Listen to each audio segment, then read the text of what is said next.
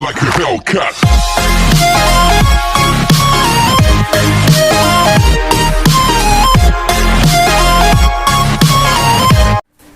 Hello student, आज हम plus one class के अंदर हमारा सेकंड चैप्टर पढ़ने स्ट्रक्चर ऑफ एटम। उसके अंदर हम डिस्कस कर चुके थे ब्लैक बॉडी रेडिएशन। आज हम डिस्कस कर रहे हैं भाई फोटो इलेक्ट्रिक इफेक्ट। ठीक है, क्या कहता है कि जब हम एक फोटोन जब हम डालते हैं, एक सन की लाइट आएगी, सन से जो लाइट आएगी, और या हम मान लीजिए उसको हम फोटोन बाद में डिस्कस करेंगे, प्लस क्वांटम थ्योरी के अंदर भी इसको एक्सप्लेन करवाऊंगा मैं। तो क्या कहता है कि अगर मान लीजिए हम किसी भी मेटल की सरफेस के ऊपर रेडिएशन डालते हैं तो उसके अंदर से इलेक्ट्रॉन निकलते हैं। देखिए क्या होता है, एक मेटल के बारे में आप डिस्कस कर चुके हो कि मेटल्स के पास इलेक्ट्रॉन होते हैं और आयन होते हैं, कैटायन होते हैं। जनरली क्या होता है, जैसे मान लीजिए आपके पास कोई मेटल है, हमने Fe की बात कर लिया, Na की बात कर लें, भाई क्या है, ऐसी कुछ कंडीशन है इसके अंदर, Na पॉजिटिव, Na पॉजिटिव, भाई एंड सो ऑन, इस प्रकार से।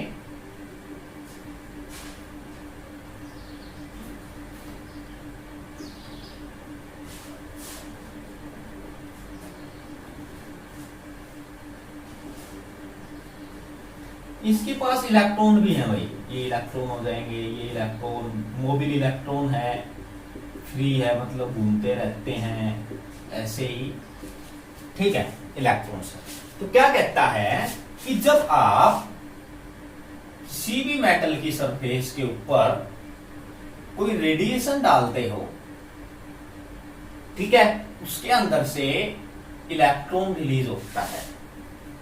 उस इफेक्ट को आप क्या बोलते हो, फोटो इलेक्ट्रिक इफेक्ट। ठीक है, उसको हम क्या बोलते हैं भाई, फोटो इलेक्ट्रिक इफेक्ट बोलते हैं उसको हम।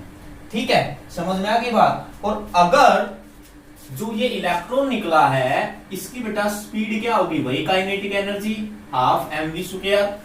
ठीक है, ये जो इलेक्ट्रॉन निकला है इसको हम बोलते हैं फोटो इलेक्ट्रॉन। क्यों भाई, क्योंकि ये जो इलेक्ट्रॉन निकला है ये इस रेडिएशन की वजह से निकला है, इंसिडेंट रेडिएशन। जो हमने रेडिएशन डाली है ये उसकी वजह से निकला है, तो इस इलेक्ट्रॉन को हम क्या बोल देंगे, फोटो इलेक्ट्रॉन बोल देंगे। ठीक है, तो जनरली क्या होता है, जब मेटल की सरफेस के ऊपर कोई रेडिएशन टकराती है तो स्ट्राइक होने के बाद उसके अंदर से इलेक्ट्रॉन रिलीज होता है, क्योंकि आपको पता है कि जो मेटल होता है उसके पास इलेक्ट्रॉन की एक्सेस अमाउंट होती है। आप पढ़ चुके हो, जैसे आपने पढ़ा भी, मान लीजिए हम Na की बात करते हैं, हम मैग्नीशियम की बात करते हैं, हम आयरन की बात करते हैं, कि क्या है, उनकी आउटर मोस्ट सेल में एक्स्ट्रा इलेक्ट्रॉन है। ठीक है, पीछे वाली जो सेल्स है उनकी वो फुलफिल्ड है, लेकिन उससे अलग उनके पास क्या है भाई, एक्स्ट्रा इलेक्ट्रॉन्स हैं। ठीक है, तो इस वजह से क्या है कि जब हम रेडिएशन डालते हैं तो उसके अंदर से इलेक्ट्रॉन क्या हो जाता है भाई, रिलीज हो जाता है। तो उस इलेक्ट्रॉन को हम क्या बोलते हैं, फोटो इलेक्ट्रिक इलेक्ट्रॉन बोलते हैं। और बेटा इसके लिए जो हमें कम से कम मिनिमम एनर्जी चाहिए होती है, मिनिमम जो फ्रीक्वेंसी होती है, उसको भाई हम न्यू नोट से रिप्रेजेंट करते हैं। ठीक है, किससे रिप्रेजेंट करते हैं, न्यू नोट से रिप्रेजेंट करते हैं।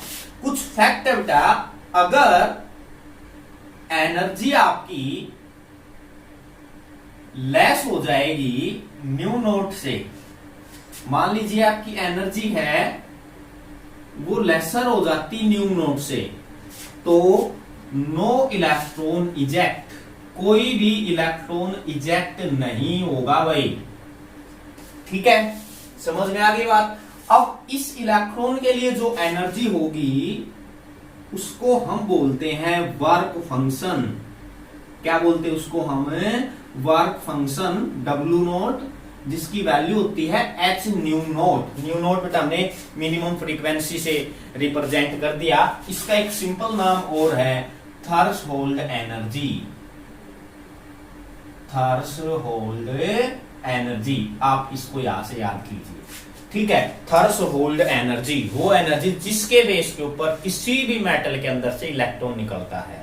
ठीक है, तो बेटा वो हर एक मेटल की अपनी फिक्स होती है, अलग अलग होती है। ठीक है, तो क्या कहता है कि अगर आप उससे लेस एनर्जी कर दोगे तो नहीं निकलेगी। दूसरी बात, सेकंड भाई क्या कहता है, जो वेलोसिटी है वो depends on the frequency of incident radiation. जो आपने रेडिएशन डाली है वो उसकी फ्रीक्वेंसी के ऊपर डिपेंड होगी, उसकी वेलोसिटी। ठीक है, तो सिंपल सी बात है भाई कि वेलोसिटी जाएगी, वेव्स रेडिएशंस पास होंगी, तो वो डिपेंड करेगी किसके ऊपर, डिपेंड करेगी भाई फ्रीक्वेंसी के ऊपर। अगर वो फ्रीक्वेंसी नहीं आएगी उतनी, तो इसका मतलब इलेक्ट्रॉन्स वहां से भी रिलीज नहीं होंगे। ठीक है भाई। दूसरी बात सुनिता, जो फोटो इलेक्ट्रॉन्स हैं डिपेंड अपॉन, ठीक है भाई, कहने का मतलब क्या है कि बेटा जो आपके फोटो इलेक्ट्रॉन्स है वो डिपेंड करेंगे इंटेंसिटी ऑफ इंसिडेंट रेडिएशन। ठीक है भाई, जो आपकी रेडिएशन इंसिडेंट हुई है वो उसके ऊपर डिपेंड करेंगे। ठीक है भाई, तो इसके लिए हम काइनेटिक एनर्जी लिखते हैं h nu is equal to h nu naught plus 1/2 mv square. ये आपको क्या ध्यान में रखना है, या कई बार वो इसको ऐसे भी लिख देगा, ये आपका क्या हो जाएगा भाई, वर्क फंक्शन। ठीक है, तो बेटा ये आपको ध्यान रखना है फोटो इलेक्ट्रिक इफेक्ट के बारे में। ठीक है, तो भाई ये बताने के बाद भाई ये कुछ कमियां थी इलेक्ट्रोमैग्नेटिक वेव थ्योरी की, तो इसके बाद नई थ्योरी आई प्लंक्स क्वांटम थ्योरी। क्या है भाई, प्लंक्स क्वांटम थ्योरी, प्लंक्स क्वांटम थ्योरी। इसको बेटा 19 के अंदर मैक्स प्लंक ने बताया था, वैसे तो जिसके नाम पे इनका नाम भी पड़ा था, बट फर्दर, ठीक है भाई, लेकिन क्या हुआ, फर्दर इसको फॉरवर्ड किया, फर्दर फॉरवर्ड आइंस्टीन ने किया इसको 1905 के अंदर। तो देखिए उन्होंने ये बात बताई कि भाई ठीक है रेडिएंट एनर्जी आएगी, तो उन्होंने बताया कि अगर रेडिएंट एनर्जी आएगी किसी भी सोर्स से, तो कोई जरूरी नहीं कि वो कॉन्टिन्यूअस ही आए, वो डिसकॉन्टिन्यूअस भी आ सकती है। ठीक है, अब मान लीजिए हमने क्या किया कि हमारा बल्ब तब तक हमने बल्ब को स्विच ऑफ कर दिया, क्या उसके अंदर से अब भी रेडिएशन आएगी? नहीं आएगी। ठीक है, तो इसका मतलब क्या है कि भाई एनर्जी तो आएगी, वो कॉन्टिन्यूअस भी हो सकती है, वो कॉन्टिन्यूअसली भी हो सकती है और डिसकॉन्टिन्यूअसली भी हो सकती है, लेकिन वो पैकेट में आएगी भाई। वो क्या होगा, पैकेट ऑफ एनर्जी, और इसका नाम उसने रख दिया भाई क्वांटा। ठीक है, इसने नाम उसका क्या रख दिया, क्वांटा नाम रख दिया भाई। ठीक है, अगर आप ये लाइट के केस में करोगे, अगर यही बात आप लाइट केस में करोगे, ये था सोर्स के अंदर से, कोई भी सिंपल सोर्स के अंदर से बल्ब है हमारे पास, CFL है। अब अगर सनलाइट है, कोई भी लाइट है, लाइट है बेसिकली अगर हम बात करेंगे सनलाइट है, तो उस टाइम पे हम इसको फोटोन बोलेंगे। ठीक है भाई, क्या बोलेंगे इसको, हमें फोटोन बोलेंगे। तो उन्होंने बताया कि जो फोटोन की एनर्जी है वो फ्रीक्वेंसी पे डिपेंड होगी। ठीक है, डायरेक्टली प्रोपोर्शनल टू न्यू। तो इससे उल्टा आया E is equal to h nu. H उल्टा यहां पर क्या है, प्लंक्स कांस्टेंट। क्या है, Planck's constant. H is equal to 6.06 sorry 6.626 10 की पावर -34। ठीक है, जूल सेकंड। ये बेटा क्या है आपके पास, ये वैल्यू आपको ध्यान रखनी है x की। तो इसके निकालने के लिए आप किसी भी इंटीजर से इसकी क्या कर दीजिए भाई, मल्टीप्लाई कर दीजिए, तो आपकी क्या आ जाएगी, e की वैल्यू आ जाएगी। मतलब आपकी एनर्जी की वैल्यू जो है बेटा वो इससे आप उसकी एनर्जी की वैल्यू को सोल्व कर सकते हो। ठीक है, एक बार दोबारा सुन लीजिए कि भाई सोर्स से एनर्जी आएगी, जरूरी नहीं कि वो कॉन्टिन्यूअसली आए, डिसकॉन्टिन्यूअस भी हो सकती है, वो एक पैकेट के अंदर आएगी, बहुत सारी एनर्जी आएगी एक साथ, ही नहीं कि एक ही रेडिएशन आएगी, बहुत सारी आएंगी उसके साथ। ठीक है, फिर क्या बताया कि भाई जो एनर्जी है वो डायरेक्टली प्रोपोर्शनल होगा उसकी फ्रीक्वेंसी के ऊपर। ठीक है, तो फ्रीक्वेंसी डायरेक्टली बताने के लिए हमने क्या कर दिया, एच से मल्टीप्लाई कर दिया। एच आपका क्या है, प्लैंक्स कांस्टेंट, वैल्यू 6.626 इंटू 10 की पावर -34 जूल सेकंड। ठीक है भाई, तो ये इसकी वैल्यू थी और इसको आप n से मल्टीप्लाई कर दीजिए आपका इंटीजर से, तो ये आ जाएगा भाई। तो इसके ऊपर न्यूमेरिकल सोल्व करते हैं।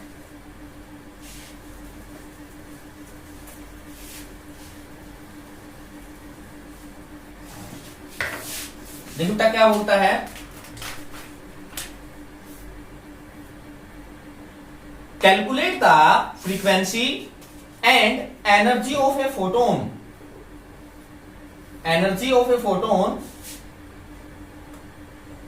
Of radiation having wavelength 6000 angstrom.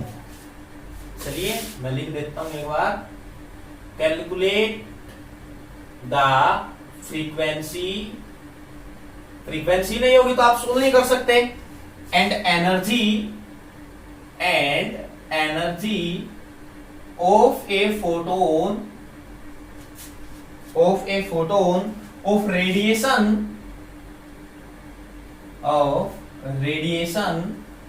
Having wavelength 600 angstrom. ठीक है, तो देखना क्या सॉल्यूशन के अंदर गिवन दिया गया है आपको क्या भाई, wavelength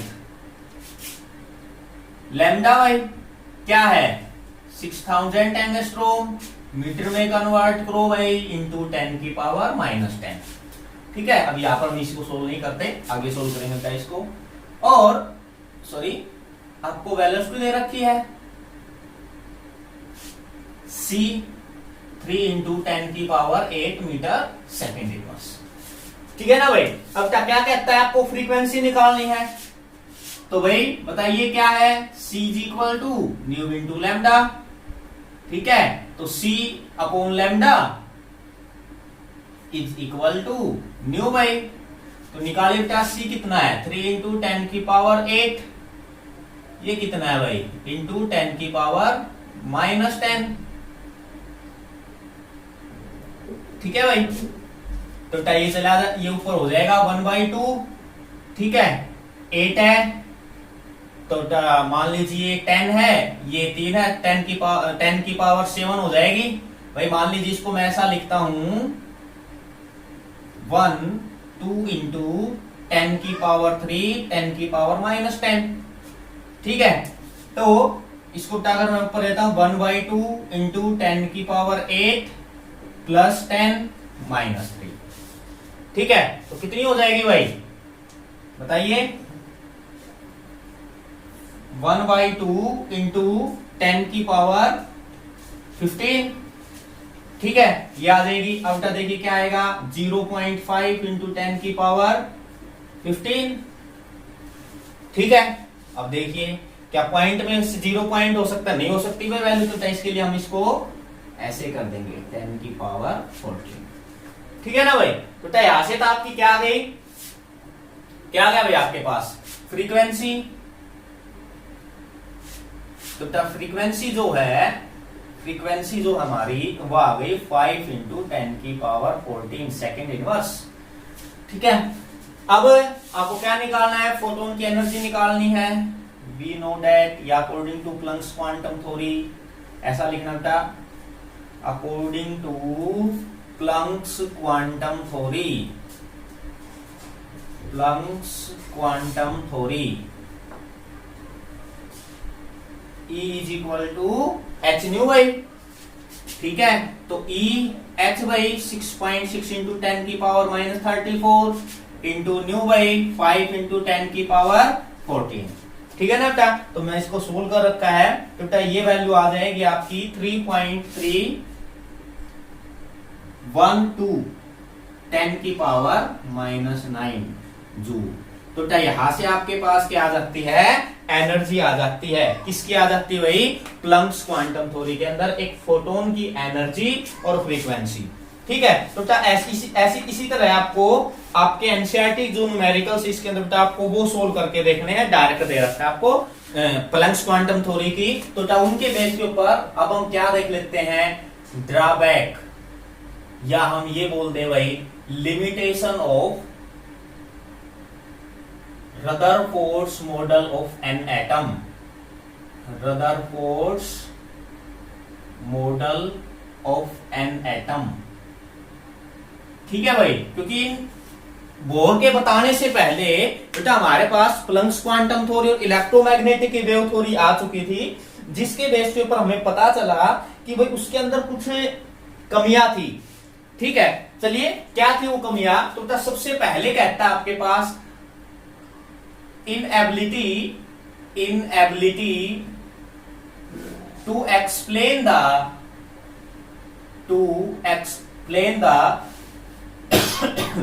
stability of an atom। ठीक है भाई, क्या कहता है, वो एक्सप्लेन नहीं कर पाए एटम की स्टेबिलिटी। देखिए उन्होंने क्या बताया कि भाई मान लीजिए ये न्यूक्लियस है, इलेक्ट्रॉन्स रिवॉल्व कर रहे हैं, उन्होंने इसको प्लेनेटरी सिस्टम के साथ कर दिया भाई, मतलब सोलर सिस्टम जो हमारा उसकी तरह है भाई, उनके बीच में तो सेंट्रीफ्यूगल फोर्स होती है जो उनको बांधे रख रही है। तो क्या होगा कि भाई मान लीजिए इलेक्ट्रॉन यहाँ पे है, ठीक है भाई, एक टाइम ऐसा आएगा ये इलेक्ट्रॉन रिवॉल्व करता करता करता करता इस न्यूक्लियस के अंदर यहाँ पे गिर जाएगा। इसका मतलब तो क्या हुआ कि एटम ही डिस्टर्ब हो गया, जबकि हम तो पढ़ चुके कि एटम के हम और टुकड़े कर ही नहीं सकते। इसका मतलब एटम तो क्या होगा भाई, डिस्टर्ब हो गया। ठीक है, सेकंड भाई inability to explain the line spectra. ठीक है भाई, उन्होंने क्या किया, एक्सप्लेन नहीं किया भाई line spectra of the element. देखिए भाई क्या हुआ, बोर जो थे उन्होंने हाइड्रोजन स्पेक्ट्रा को एक्सप्लेन कर दिया था, लेकिन रदरफोर्ड जो थे वो भाई लाइन स्पेक्ट्रा के बारे में एक्सप्लेन नहीं कर पाए। वो भी हम डिस्कस करेंगे कि क्या होते हैं हमारे पास लाइन स्पेक्ट्रा। ठीक है भाई, थर्ड जो थी distribution of energy and electron. ठीक है, energy of electron, distribution of electron and energy of electron. ठीक है भाई, कहने का मतलब क्या है कि भाई वो डिस्ट्रीब्यूट नहीं करे, उन्होंने ये डिस्ट्रीब्यूट किया ही नहीं कि भाई इलेक्ट्रॉन कैसे आएगा, कैसे आपके पास क्या आएगी भाई, एनर्जी आएगी। ठीक है ना भाई, तो ये इसकी लिमिटेशंस थी। बाकी हम बोर मॉडल ऑफ एटम है उससे पहले बेटा हम स्पेक्ट्रा है वो हम नेक्स्ट क्लास के अंदर डिस्कस करेंगे।